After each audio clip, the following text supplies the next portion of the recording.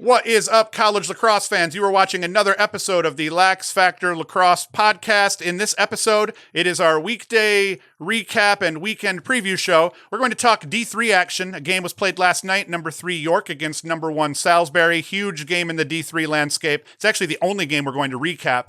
And then we're going to get into this weekend's Division 1 contests where we see Notre Dame and UNC battle it out. It's a do or die for Notre Dame. We see Cornell in a similar situation trying to pick up a quality win in their last 2 attempts at doing so during the regular season. We've got Vermont Stony Brook, lots of great games to talk about. But first, before I dive into this, I wanted to talk to you about a new product that we're offering up. If you want to help us support this podcast and keep these things going and help us get to the point where we can do more, all you have to do, like and subscribe this video, and subscribe to this video. Also, be sure to share the video with your friends on any of your social media channels. Also, you can go to our website, LaxFactor.com. Link will be in the description, and you can purchase a t-shirt. We have our new LaxFactor podcast logo t-shirts, and we also have a new sweet product. It's going to be off screen over here. It is called the Big League Lighting Lacrosse Helmet Lamp. You all have that helmet either buried in an equipment bag that will never get opened again or sitting on a shelf collecting dust.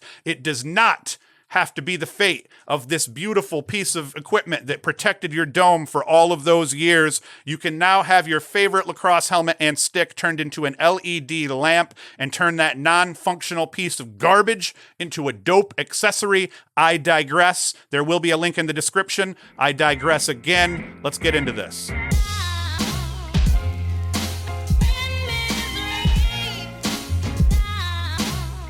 All right, first game. It was really the only game that I wanted to recap. This is some D3 action here. We've got number 3 York taking on number 1 Salisbury. Salisbury hosted this bad boy. We'll have highlights that will roll now.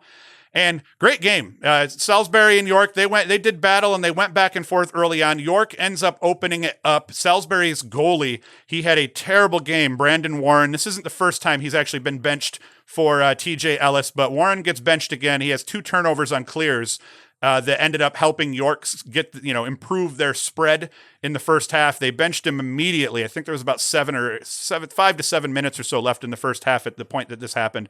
And York, that was all that York needed. They get a spread. Salisbury had a hard time chipping back. That's the case with these D3 teams at the top. These guys all play pretty solid defense, and once they get leads, it's not the Division 1 game where you're seeing a team get a 7-goal lead and then someone storm back and beat them. When teams like this face each other, with York, if York gets a 5 or 6 goal lead, that's typically the ball game. These teams play ridiculously solid defense, and that was the case today here. So Salisbury, they dropped to, I believe it's 14-1, and York improves to 13-1. But 11-9 decision York gets over number 1 Salisbury. They both play this weekend again, so we'll see how that goes for them and how that pans out for the rankings. It doesn't matter for the playoffs. Both of these teams are locked, but hell of a Division 3 battle, hell of a game. Josh Melton for Salisbury, he goes for 4 goals. Hunter Davis for York is good for 4 goals and 2 assists. Jack Michael, 9 saves on 18 shots faced, so he goes 50% in net for York. And Brandon Warren was rough in cage, 3 saves on 7 versus 7 goals against. So he goes 30% in his time with 2 serious turnovers that resulted in goals. And TJ Ellis in relief for Salisbury in cage. He comes up with 7 saves versus 11 shots faced. So that's not bad at all for TJ Ellis. Now we're going to dive in here deeper. Big thing, we got the Battle of the Dogs that's going on this weekend in Albany. Albany at 5-6. They're not sunk yet. They're still, I believe, 4-1 in the America East Conference. So they're going to have the America East Conference tournament to be able to try to get them into the postseason. Yale at 8-2. They're happy, sitting fat with TD Ierlan. The big thing about this game, this used to be a rivalry game, and between 2015 and 2017, this game was decided by a goal in all of those seasons. Now, it's not so much. Last year, it was supposed to be a huge rivalry game, and it was hugely anticipated. Yale smoked Albany both times they played them. It was just a weird matchup. This season, I expect Yale is going to smoke Albany, especially because this marks TD Ierlan's return to his former stomping ground, University of Albany.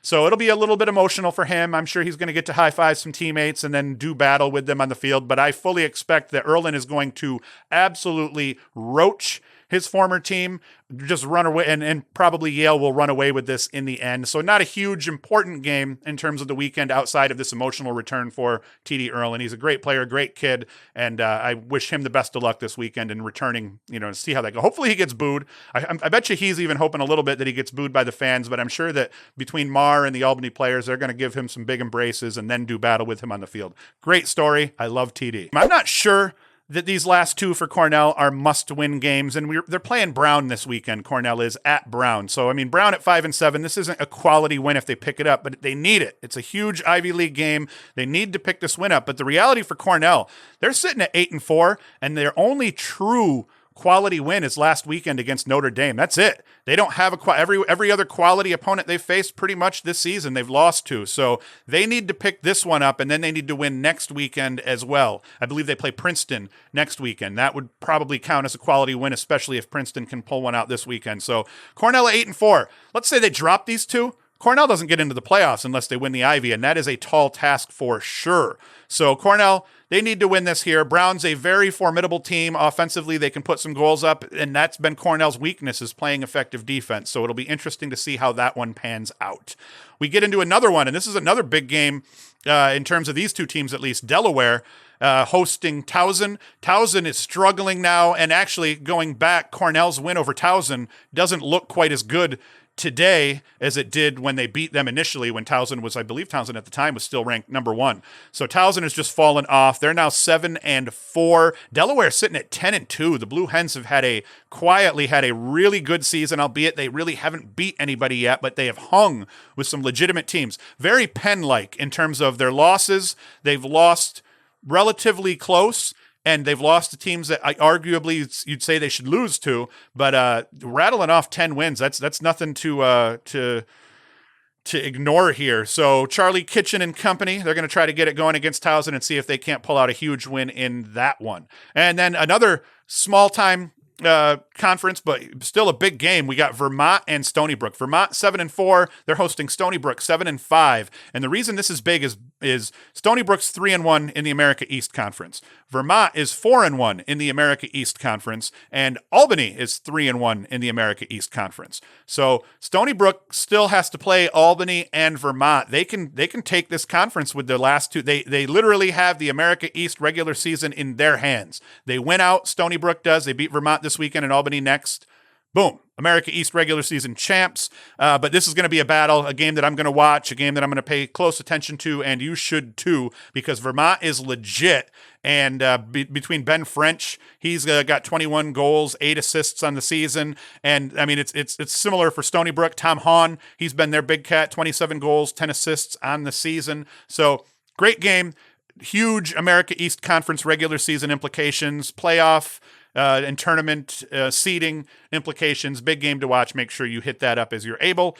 Probably the biggest game of this weekend, and I don't think many would argue that. We have Notre Dame fighting for their damn life against North Carolina. Notre Dame at 6-5. They dropped this game. This is the last season of the last game of the year for Notre Dame. If they drop this game, done. 6-6, they'd be eligible for an at-large. I don't think they're getting it. At 6-6, they don't make the ACC tournament. They'll end up getting the ACC tournament's crappy playout game against, I think, someone from the Ivy League. I don't know if they still do that this year or not, but they used to always play the odd team out of the Ivy League, I believe, while the other teams were playing in the actual ACC. So Notre Dame wins this. They're in the ACC tournament, and their playoff hopes are alive, and legitimately alive, because not only would this be a quality win to go towards their at-large bid if they were to need one, but they have 2 more chances, or at least 1 more chance in the ACC tournament to pick up another quality win or 2. So do or die for Notre Dame. North Carolina, similar scenario. They win this game and they get in. They probably get into the tournament. They have a couple quality wins under their belt, but both teams need this win to control their playoff fates, both for the ACC tournament and for the NCAA tournament at large. Whoops, close the window there. Didn't want to do that. Let's open that one up because this was a good game. Oh, next one.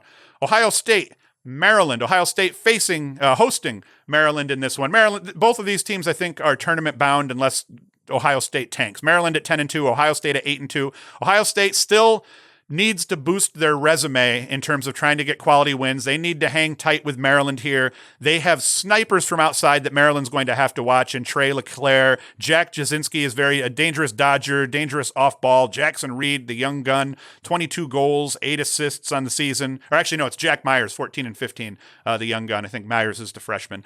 But Bernhardt and company have been taking care of business. Bernhardt started slow. He's up to 61 points. Logan Wisnowski, 61 points. DeMayo, 35. He's been the surprise to me. Not a surprise, but he's played really well. Bubba Fairman, 30 points, 17 goals, 13 assists. So Maryland, they're probably going to take this game, but Ohio State is very capable of hanging with them. And as long as they handle their business defensively and they can play physical ball. Maryland's attack unit and their midfielders, they are tough. They are ball hawks. They will win the game in the trenches and they will score tough goals. So as long as Ohio State can play physical and hang with them, they got a shot. Next up, here's another one. Must-win game for Princeton. Princeton sitting at 6-6. They lose this game, pretty much kiss their playoff hopes goodbye unless they're able to get into the Ivy League tournament and win that. So 6-6 Princeton, 5-6 Harvard. You know, it's kind of the battle of the mid-level teams here at this point, but I believe that Michael Sowers and company are going to be able to handle their business at home this weekend against Harvard. I bet you Michael Sowers goes for 7 points or more. That's my hot take, although it's not that much of a hot take, I understand. So huge game in the Ivy. Playoff implications once again all over the place. Next game, and this one I'm really excited about, is Loyola coming off a loss against a very good Boston University team, and Army coming off a loss, or a win, overtime win over Navy. Both teams sitting at 9-3, conference matchup, huge game for seeding, huge game for boosting NCAA tournament resumes for the team that doesn't win their conference tournament, assuming one of these teams wins it or doesn't. So big game. Make sure that you watch that one as well. That's going to be on TV, CBS Sports, I believe it'll stream through. Another old school rivalry. The Naval Academy is going to host Syracuse at one of the greatest venues in the country. I forget what the Naval Academy Stadium is called off the top of my head, but great venue. Everybody in Baltimore loves it. You Baltimore people are a little weird though. You got to admit that, because the Carrier Dome is a lot doper than that place, but I'll give you that it's still a cool place. This is a great long-standing rivalry between these two teams. Syracuse, obviously the favorite, but never front on Navy. I don't know if you remember what Navy did to Syracuse last year, but it was freaking brutal in the Dome. Varello versus Varello battling at the face-off X, only to see the older Varello brother for Navy win a face-off, I think it was in regulation, and run down the field and score and win the game against Syracuse. So that game is always close. Both the military academies always play Syracuse tough. I don't expect that'll be any different. But Syracuse, they're okay. They're getting into the tournament, but they want this win badly. And our last game that I'm going to talk about, Penn State Hopkins. We have ourselves, once again, a do-or-die game for Johns Hopkins. They cannot afford to lose this one. They need to pick this up. Penn State sitting at 10-1. They're good to go. But Hopkins, they have Penn State and Maryland left. If they split, if they win this and lose the next one, or if they lose this and win the next one and get into the Big Ten tournament, then they've got a shot still, because they can pick up another quality win in the Big Ten tournament in the first round at least, hopefully. So either way, as long as Hopkins, between these two games, they split them, get into the Big Ten tournament, win one game there. If they can finish one game above 500 before losing in the finals of the Big Ten tournament, their schedule is so brutal, they may still get a bid. But Hopkins, ideally, win these last two games, and you're probably okay in terms of getting into the NCAA tournament, regardless of what happens in the Big Ten. But, so brutal. So that is it. That is my time here. As I said before, if you want to help us out, head over to LaxFactor.com, get yourself a t-shirt, head over to LaxFactor.com/lamp to try to take a look at these sweet lacrosse helmet lamps. I'll have one on my desk here sooner than later. But everybody, enjoy your weekend. Enjoy the rest of your week. Enjoy your weekend. Lots of lacrosse to watch. And I'll be back on Tuesday. We'll put the weekend recap up on Tuesdays now, so that we have time to get Sunday's games in, prepare on Monday, and just do a better job every week. So Tuesday will be the weekend recap. Thursdays will be the weekend review preview, and that is it. Enjoy, guys.